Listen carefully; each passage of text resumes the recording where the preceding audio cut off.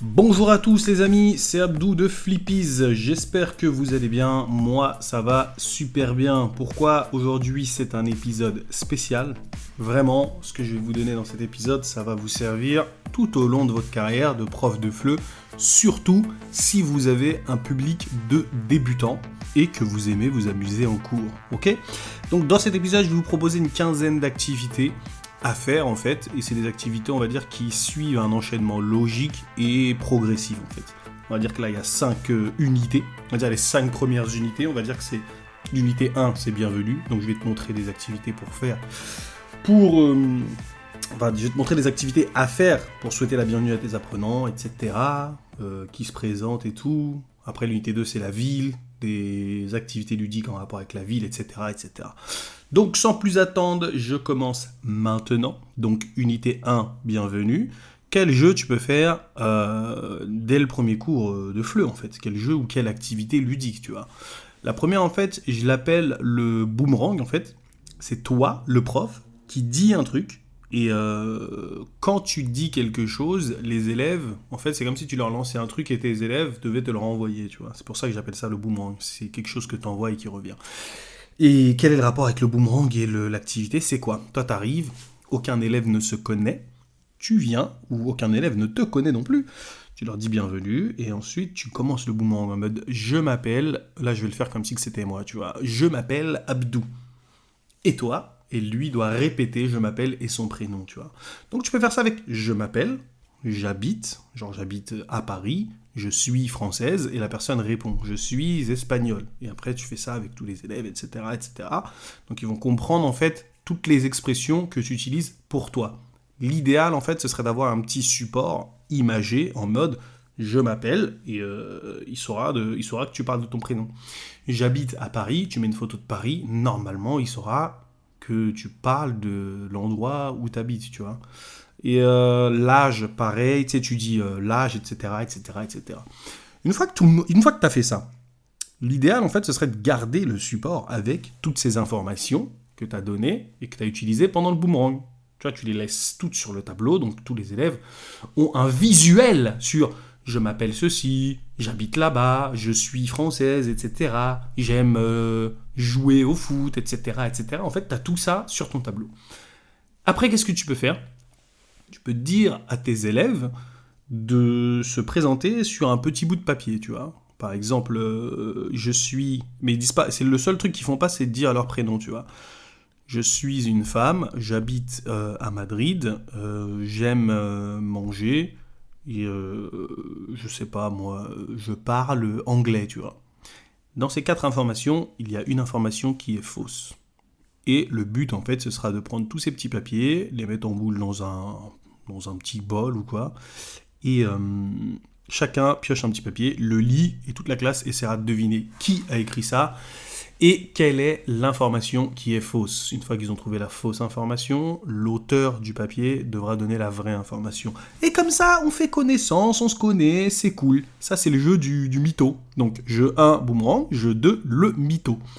Donc, dans la première unité, comme tu l'as vu, hein, ça c'est comme des brise-glaces en fait, c'est indispensable à faire pour que tout le monde se sente bien, tu vois, tout le monde se sente à l'aise, tu vois. Donc voilà, tu fais ces 2 premiers brise-glaces, mais il y en a plein d'autres, hein. Tu regarderas en description, il y a un lien avec l'unité 1, totalement gratuite, tu la prends et puis tu auras plein de brise-glaces, et dans les commentaires les gens mettent plein de brise-glaces aussi, tu vois. Et aussi, l'autre chose en fait que tu feras dans cette unité, ce sera d'apprendre les jours et les mois de l'année, tu vois. Les jours et les mois de l'année, donc qui dit jour, qui dit date, dit les nombres de 0 à 31. Comment jouer avec les nombres de 0 à 31? Je l'ai déjà dit des milliers de fois, mais je vais te le dire comme ça pour que tu le saches, tu vois. Tu peux jouer au juste prix, en fait, c'est un jeu, mais t'inquiète pas, il y a un autre jeu qui va avec, mais je t'explique d'abord déjà la règle du juste prix pour que tu comprennes où je veux en venir. Le juste prix, tu as 2 élèves qui sont face à face. Il y en a un qui a un papier qui a écrit un nombre entre 0 et 31, et l'autre qui est en face de lui, tu vois. Et l'autre doit essayer de trouver le nombre que l'élève a mis dans sa main, tu vois, en posant des questions, mais pas n'importe comment. Il doit dire par exemple 15, et l'autre lui dit plus. Il doit dire plus que 15, ok, 20, et l'autre lui dit moins. 16 plus 17. Oui, t'as trouvé mon nombre en 30 secondes. Maintenant, c'est à moi d'essayer de trouver le tien en moins de 30 secondes. Et si j'arrive à le trouver en moins de 30 secondes, je gagne un point. Ok, champion. Donc, t'as compris le juste prix. Le juste prix, tout le monde le connaît. Mais à un moment, dans l'unité 1, tu vas parler de la date. Tu vois ? Lundi 22 décembre. Donc, comment tu peux jouer à un jeu qui va créer de l'automatisation, de la systématisation, etc. au niveau de la date? Comment les élèves peuvent retenir les dates en s'amusant? C'est simple. Tu vas jouer à la juste date. Moi, j'écris ma date d'anniversaire ou j'écris une date au hasard. Je sais pas, moi, j'écris le lundi 22 janvier. Et là, la personne qui est en face de moi doit essayer de trouver le lundi 22 janvier le plus vite possible. Donc, elle commence tout d'abord avec les jours. Mardi, et moi, je lui dis pas plus ou moins, je lui dis avant ou après, tu vois. Parce que c'est bien, en plus, ça va faire une sorte d'introduction à l'antériorité, à la postériorité, tu vois. Donc moi, je lui réponds avant ou après, et là, la personne, lundi, après. Jeudi, avant, mercredi. Oui, mercredi. Et après, comme il connaît les nombres de 0 à 31, il devra trouver le nombre, enfin le jour, quoi. Je sais pas, moi je dis le 22, il devra trouver 22 en jouant au juste prix. Et pour le mois, ce sera la même chose. Et quand l'élève a la date en entier, par exemple le lundi 22 décembre, à la fin, il devra dire « nous sommes en hiver ». Ok ?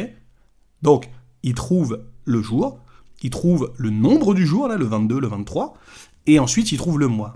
Il pose des questions en donnant des jours, en donnant des nombres et en donnant des mois, et l'autre personne lui répond avant ou après. Il ne faut pas essayer de deviner toute la date en même temps. Il faut le faire étape par étape. Jour, nombre, mois. Et à la fin, il doit donner la saison. Donc voilà pour les 3 jeux de l'unité 1, le jeu du boomerang au tout début du cours, enfin au tout début à la rentrée on va dire, le jeu du mytho, qu'ils peuvent faire entre eux, et le juste prix. Maintenant, on a l'unité 2, la ville. Ah, et pour l'unité 1, là, le jeu du mytho, là, où les gens écrivent 4 infos, dont une fausse, hein, l'idéal, en fait, ce serait de... Si tu as un cours en ligne, tu vois, tu peux essayer de l'adapter, tu vois. Soit les gens ont accès à un drive, tu vois, et ils écrivent tous sur le drive, on essaie de deviner qui a écrit dessus. Et sinon, dans le chat directement, mais dans le chat, ça m'a l'air un peu con parce que je pense qu'il y aura les noms des gens, en fait. Ok, et le juste prix, c'est très simple. Comment l'adapter en ligne? Tu demandes aux élèves de se mettre par deux et qu'ils jouent l'un contre l'autre face caméra. Ok? Donc voilà pour l'unité 1. Maintenant, on va voir l'unité 2, la ville. Quel jeu tu peux faire quand t'enseignes l'unité de la ville, on va dire? Dans cette unité-là, en fait, tu as plusieurs points de grammaire, comme les articles définis, tu vois, les articles définis, on va dire. Là, je vais te montrer un jeu que tu peux faire avec des articles définis, tu vois. Ce jeu, moi, je l'ai appelé les amnésiques, tu vois. Les amnésiques en ville. Donc, dans la classe, tu as des personnes qui deviennent amnésiques. Tu expliques plus ou moins ce que c'est l'amnésie. J'ai tout oublié. L'idéal, ce serait que tu montres une photo de, tu sais, Dory, là, le poisson dans le monde de Nemo, là. Tu leur montres ça. Ou, je sais pas, moi, tu leur dis Alzheimer, ou j'en sais rien, tu vois, t'essaies de leur faire comprendre amnésique. Et si t'as vraiment pas envie de te prendre la tête, tu traduis amnésie dans la langue de ton apprenant, comme ça, il comprend, tu vois. Ce jeu-là, il est idéal si les élèves vivent dans la même ville, tu vois. Pourquoi? Tu vas comprendre pourquoi. Donc, les amnésiques, tu leur dis, vous êtes tous amnésiques. Vous ne vous rappelez plus de rien, et vous allez essayer de me dire, qu'est-ce qu'il y a dans la classe? Et là, les élèves doivent chacun dire quelque chose. Il y a une trousse. Ah, il a utilisé comment on appelle ça là? L'article défini, tu vois. Il y a une trousse. Je vois une table. Il y a des filles, il y a des garçons, etc., etc. Donc ça, c'est la première chose que tu peux faire quand tu es en cours en présentiel, etc., etc. Si tu es ailleurs, tu es avec des élèves d'une autre ville qui connaissent la ville, tu peux leur dire « Ouais, vous allez essayer de décrire une place, et en décrivant cette place, on va essayer de deviner de quelle place vous parlez, tu vois. » Il y a un restaurant qui s'appelle McDonald's, tu vois. Il y a une pharmacie. En gros, tout le vocabulaire de la ville, ils l'auront, tu vois, sous les yeux ou dans leur tête, tu vois, parce que c'est le thème de l'unité. ils auront tous ces mots-là, en fait, et à partir de tous ces mots-là, tous ces endroits, etc., ils auront même le mot voiture, camion, route, rue, tout ça, en fait, et à partir de tout ça, ils devront essayer de décrire une place dans la ville que tout le monde connaît et qu'on essaiera de deviner. Voilà pour le jeu des amnésiques, hein, ok? Le jeu des amnésiques. Maintenant, on va essayer de faire le jeu des phrases à trous. Qu'est-ce que c'est que le jeu des phrases à trous, tu vois? C'est toujours avec les articles définis, tu vois. Pour faire ce jeu-là, en fait, t'as pas vraiment besoin de préparation. Tu sais, tu vas sur Internet et tu cherches, par exemple, exercice, phrase à trous, article défini ou indéfini, bref, tu choisis. Et une fois que t'as l'exercice sous les yeux, tu vas essayer de le faire, mais sous forme de quiz. Tu vas pas demander aux élèves de le faire directement dans la classe, tu vois. Tu leur dis, oui, dans ma rue, il y a une voiture. Et là, les élèves, comme un quiz, hein, ils doivent soit dire un, soit dire une, soit dire des, tu vois. Soit dire le, soit dire la, soit dire le, la ou les, tu vois. Donc voilà, soit tu peux faire article défini, soit article indéfini, etc. etc. Et c'est plus dynamique parce que c'est sous forme de quiz. C'est cool. Phrase à trous, mais pas on écrit. Phrase à trous, on discute. Et si t'as vraiment la flemme, ou, non, je vais pas dire la flemme parce que c'est un peu un gros mot, je dirais. Si t'as envie de faire participer tes élèves, tu leur demandes à tous de préparer chez eux 5 phrases à trous. Et quand ils les ont préparées, c'est eux qui se lèvent et qui font leurs phrases à trous à la classe. Et les élèves devront essayer de trouver le plus rapidement possible le mot ou l'article qu'il faut mettre à l'intérieur. Ok? Plutôt l'article qu'il faut mettre à l'intérieur du trou. Donc voilà pour les phrases à trous. Et maintenant, tu as un dernier jeu pour parler de la ville, hein. C'est le jeu du transport. Le jeu du transport est disponible sur le blog. C'est un jeu avec un petit peu de préparation, tu vois, quand t'es pas très flemmard. Donc le jeu du transport, qu'est-ce que c'est? Chaque élève pioche un moyen de transport. Ok? Donc, les apprenants ensuite se mettent à deux. Donc t'as John qui a une voiture dans les mains. Et John, comme ils se sont mis à deux, il a quelqu'un en face de lui. La personne qui est en face de John doit poser des questions à John. Tu vois? Quelles sont les questions qu'il peut poser à John pour essayer de deviner son moyen de transport, hein? C'est ça le but du jeu. On doit essayer de deviner le moyen de transport de John. Il lui pose des questions en mode: est-ce que on peut manger à l'intérieur? John dit oui, parce que une voiture, on peut manger à l'intérieur. Mais une moto, ouais, une moto, il y en a qui diront ouais, on peut manger à l'intérieur. Une trottinette, par exemple, une trottinette électrique, on peut pas manger à l'intérieur. Donc, la personne qui est en face de John va barrer la trottinette, tu vois. Et ensuite, on lui dit, est-ce qu'on peut être tout seul dedans? Et si John répond oui, on peut être tout seul dedans, donc la personne qui est en face de John doit barrer l'avion, parce que l'avion ne peut pas être tout seul dedans, bien sûr. Le train, on va le barrer, parce qu'on ne peut pas être tout seul dans le train, etc., etc. En fait, le but du jeu, c'est de deviner, avec des questions, en rapport avec le transport, le vocabulaire des transports, etc. Est-ce qu'on doit payer un ticket, etc., etc. En fait, ils ont une liste de questions, etc. Et à partir de cette liste de questions, ils doivent deviner le moyen de transport qu'a la personne en face d'elle. Et la personne qui devinera le plus vite le moyen de transport aura gagné un point. Tu peux répéter ce jeu au fur et à mesure du temps. Tu peux faire plusieurs parties. Et l'idée, en fait, c'est que la dernière partie, ou les 2 dernières parties que tes élèves font, tu leur enlèves les questions. Parce que les questions, à la base, ils les voient, c'est visible et tout. Mais la dernière partie, tu leur dis non, vous n'avez plus de questions, vous vous débrouillez avec ce que vous avez appris. Si c'est pas rentré dans vos têtes, bah, c'est votre problème, mais vous vous débrouillez. Et vous parlez 100% français. Donc l'unité 2, la ville, tu as plusieurs jeux. Le jeu des amnésiques, les phrases à trous, et le jeu du transport à deviner. Maintenant, on va passer à l'article. On va passer à l'unité 3, tu vois. L'unité 3, c'est la nourriture. Donc les jeux qui ont le plus marché hein, dans l'unité 3, on va dire que c'est les articles partitifs à partir de photos. C'est très simple, hein, mais tu mets une photo au tableau et chaque élève doit faire une phrase avec un article partitif.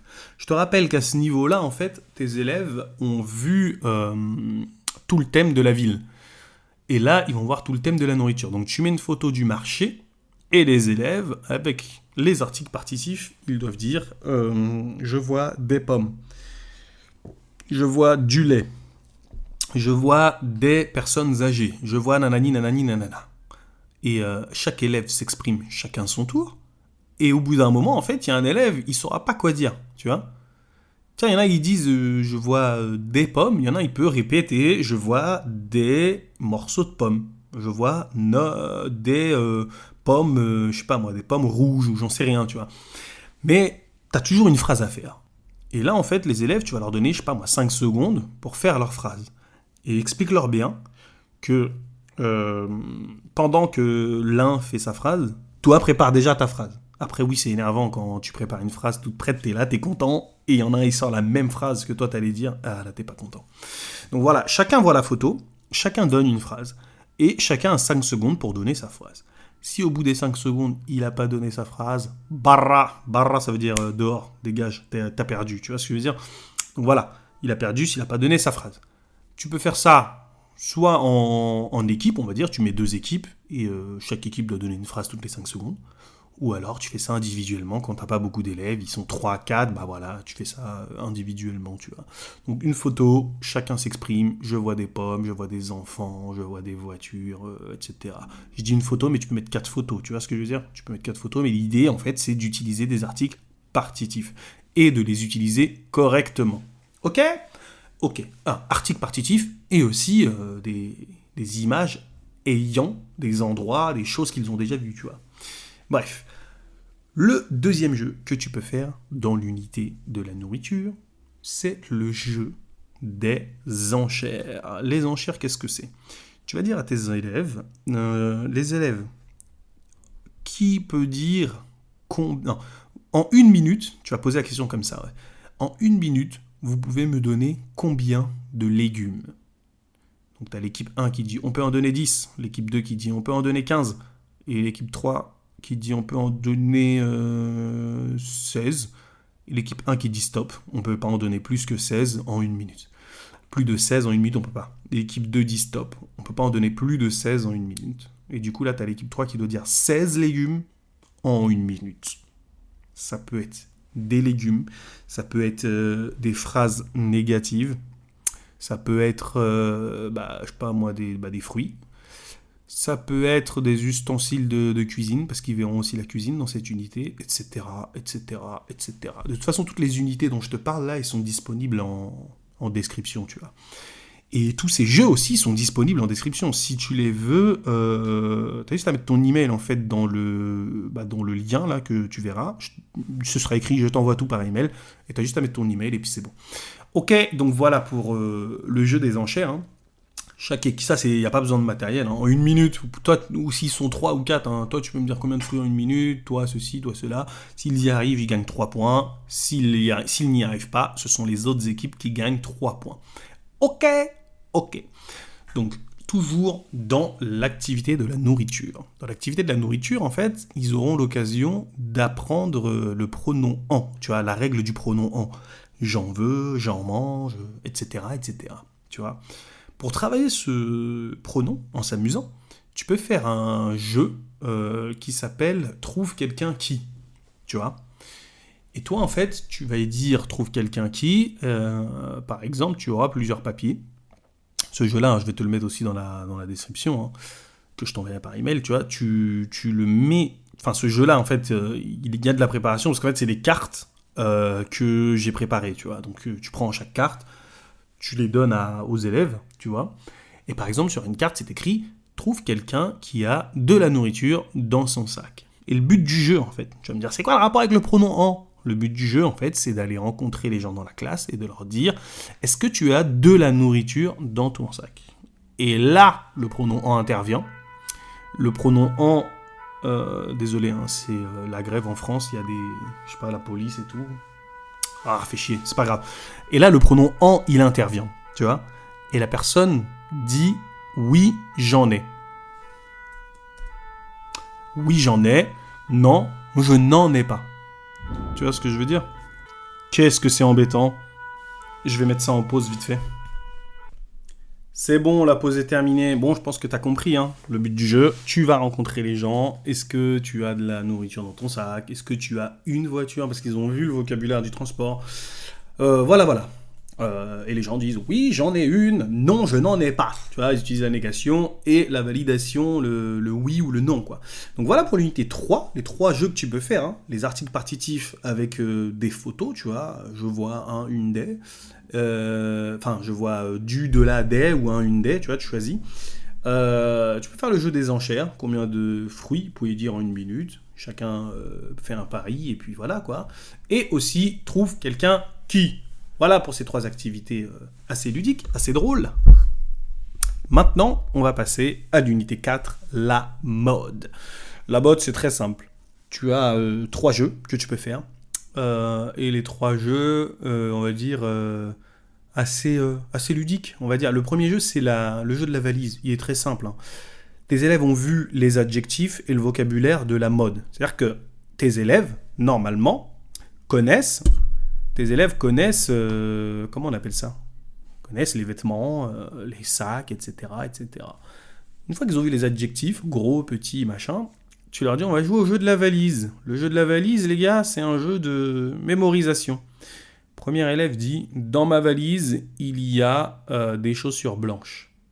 Deuxième élève doit dire dans ma valise, il y a des chaussures blanches et une veste bleue.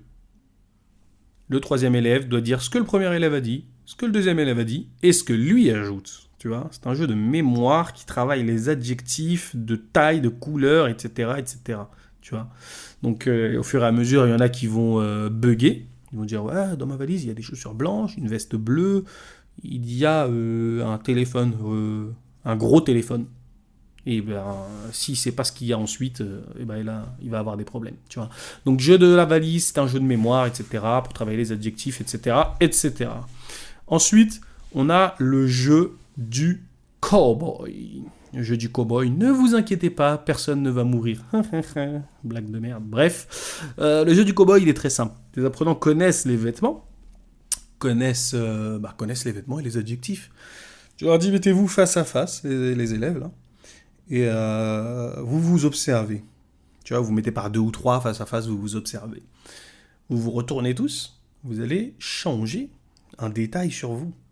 Soit tu ouvres ta veste, soit tu fermes ta veste, soit tu mets une chaussette un peu plus apparente que l'autre.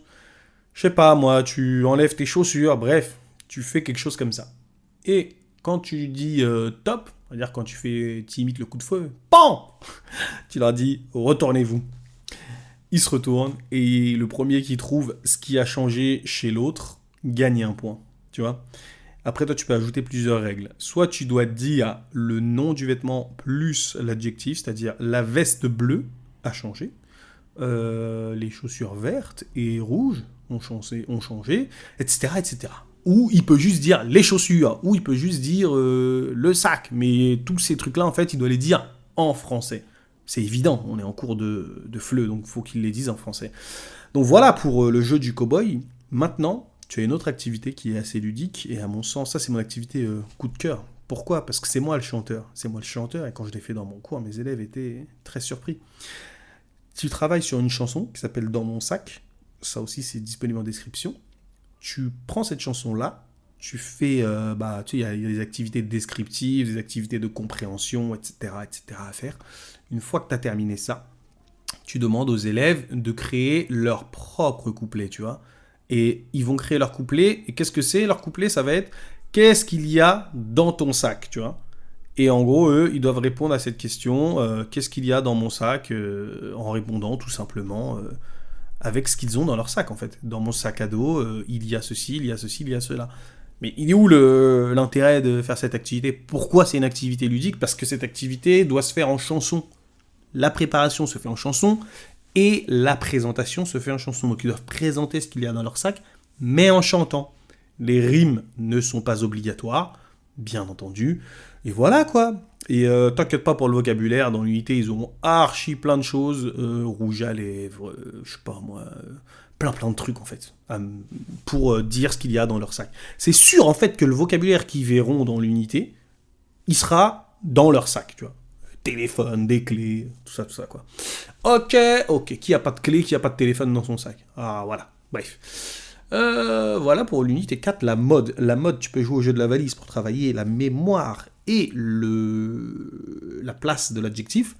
Le jeu du cow-boy pour travailler la rapidité de tes élèves qui s'amusent, qui disent voilà, ton pantalon bleu a changé, etc. Et la chanson du sac pour que tes apprenants s'amusent en musique. Dernière unité. 3 derniers jeux.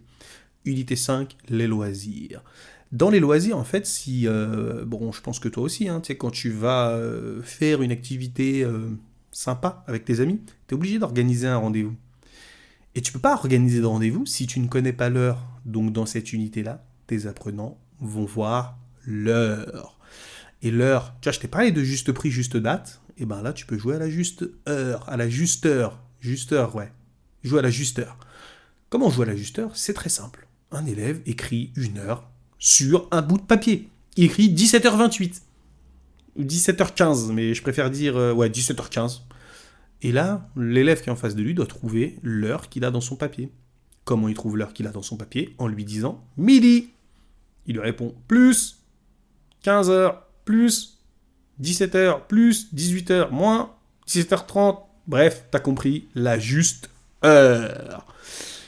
Il y a d'autres jeux que tu peux faire avec l'heure, mais celui-là, il est très simple, c'est sans préparation. Les autres ont un peu de préparation et j'ai pas le temps de les expliquer. Et sans images aussi, c'est très compliqué parce que c'est des jeux un peu imagés. Tu sais, t'as une grille et tout, c'est très impossible à expliquer comme ça en podcast. Déjà, je sais pas si tu comprends ce que je dis. Ouais, oui, tu comprends. J'arrive à bien expliquer en podcast. C'est cool. Ensuite, tu as dessiner, c'est gagner. Dessiner, c'est gagner. Qu'est-ce que c'est? Tes apprenants vont voir dans l'activité, enfin dans l'unité des loisirs. En fait, c'est loisirs et vie quotidienne. Je t'ai dit loisirs, mais c'est loisirs et vie quotidienne. Ils vont voir en fait que dans leur vie quotidienne, ils doivent utiliser des mots, des verbes pronominaux, tu vois, se laver, se lever, se réveiller, etc., etc. Et en fonction de tous les verbes qu'ils auront vus, en fait, ils devront dessiner tout simplement l'action qu'ils veulent. Par exemple, je me réveille dans mon lit. Ils ont un papier, c'est écrit je me réveille dans mon lit. Et ils devront dessiner je me réveille dans mon lit. Ils vont devoir dessiner pour que leur équipe dise ce qui est écrit dans leur papier, sur leur papier, pardon. Si sur ton papier c'est écrit je me détends à la salle de sport, tu vois, parce que c'est des mots qu'ils ont vus. Le verbe je me détends, ils l'ont vu, et à la salle de sport, ils l'ont vu. Donc ils doivent essayer de dessiner pour que les gens comprennent je me détends à la salle de sport. Ok. Donc le but du jeu, c'est de terminer tous les papiers, toutes les actions qui sont sur les papiers, tu vois. Donc tu as 2 équipes, pareil, et l'équipe qui aura terminé le plus vite aura gagné. Si tu as un cours en ligne, tu peux demander soit à la fin du cours de tes apprenants... excuse-moi. Tu peux demander à tes apprenants à la fin du cours de jouer ensemble, l'un face à l'autre, et tu leur dis, voilà, vous avez joué 5 minutes, vous avez réussi à faire deviner combien